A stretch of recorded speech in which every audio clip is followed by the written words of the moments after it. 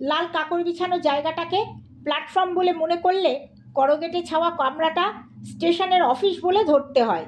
অনুমানটা যে একেবারে ভুল নয় সে কামরা থেকে বার হয়ে আসা মানুষটার মাথার টুপিটা দেখে শুধু বোঝা যায়।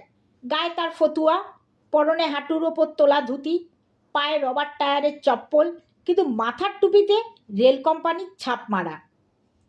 একটু সভ্যভব্য পোশাক চেহারার কাউকে এ স্টেশনে নামতে দেখলে তার পক্ষে রীতিমতো অবাক হওয়া অস্বাভাবিক কিছু নয়। অবাক তখন আমিও, শুধু অবাক নয়, রীতিমতো উদ্বিগ্ন। এই তো স্টেশনের ছিরি। স্টেশনের এক পাশ থেকে যে মেঠো রাস্তাটা গেছে সেটাও খানিক দূর গিয়ে কটা টিলার পেছনের জঙ্গলে হারিয়ে গেছে বলেই মনে হলো।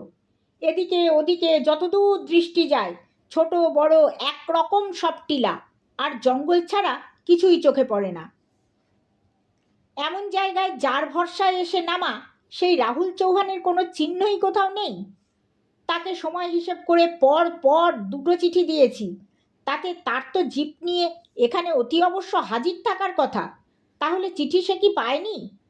কিন্তু পাছে এরকম কিছু গোলমাল হয় বলে একটা নয়, পরপর দুটো চিঠি তাকে